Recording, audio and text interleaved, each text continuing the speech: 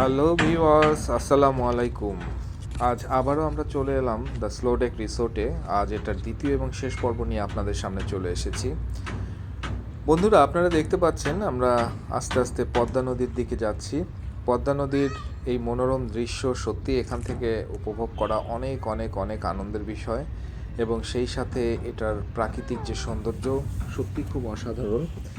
আমি গত পর্বে আপনাদেরকে কিছু কিছু বিষয় নিয়ে বলেছি, যেমন আমি ওদের খাওয়ার ভিডিওগুলো করিনি বা এখানে অ্যাকোমোডেশনের ব্যবস্থা নেই। এসব কিছু ছাড়া মোটামুটি একটি ডে লং প্যাকেজ আপনি যদি এখানে যেতে চান তাহলে আপনার পরিবারকে নিয়ে খুব সুন্দর সময় কাটাতে পারবেন। সুন্দর দেখতে পাচ্ছেন যে ঠিক নদীর কাছাকাছি তারা একটা হাউসের মতো করেছে, এখানে বসেও অনেক সুন্দর লাগে হচ্ছে পরিবেশটা দেখতে।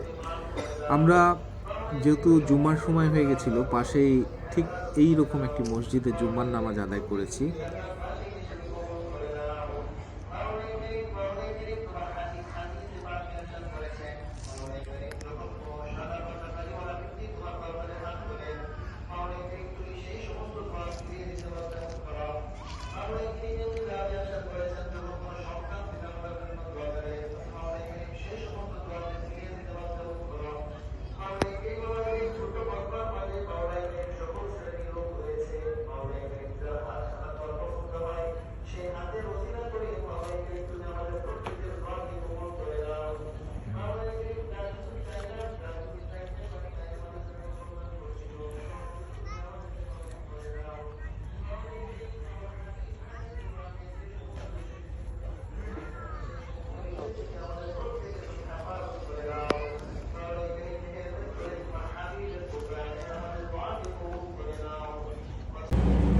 জুম্মার নামাজের পর কিছুক্ষণের প্রজাপতিটা দৌড়াদৌড়ি করে আমরা বেশ ক্লান্তই হয়ে গিয়েছিলাম, তবে এত সুন্দর প্রজাপতি দেখতে সত্যি খুব ভালো লাগছে।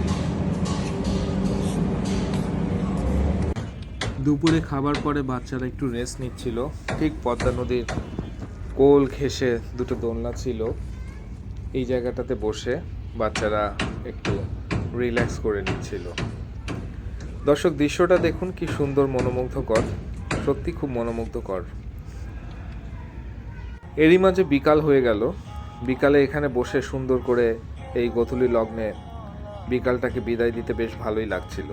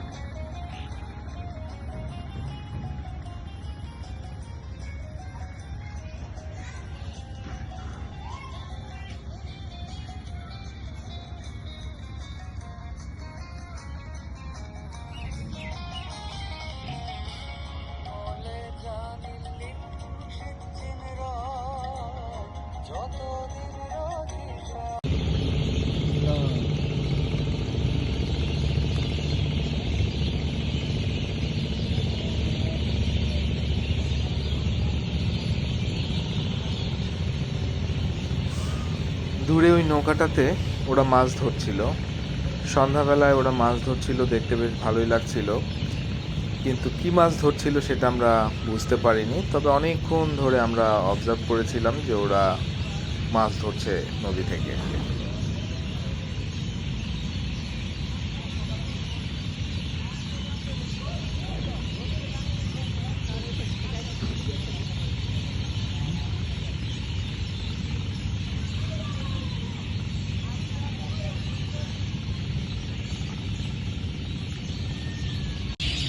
সন্ধ্যার ঠিক আগ মুহূর্তে পাখপাখালির কলকাতা পুরুত্বে সত্যি খুব মুগ্ধ হয়ে উঠেছিল পরিবেশটা ঠিক সন্ধ্যা পর্যন্ত।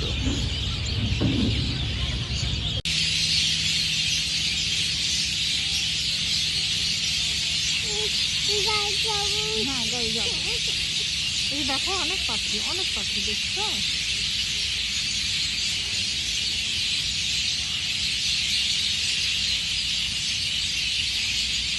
পাখিগুলো কোথায়?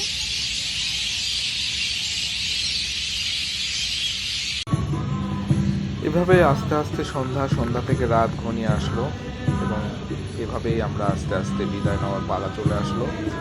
স্লোডেক রিসোর্টটি একটি দিন কাটানোর জন্য সত্যি খুব ভালো জায়গা। তো আপনারা এখানে যাবেন। যদি আর কোনো প্রশ্ন থাকে অবশ্যই আমাকে কমেন্ট বক্সের মাধ্যমে জানাবেন। আল্লাহ হাফেজ।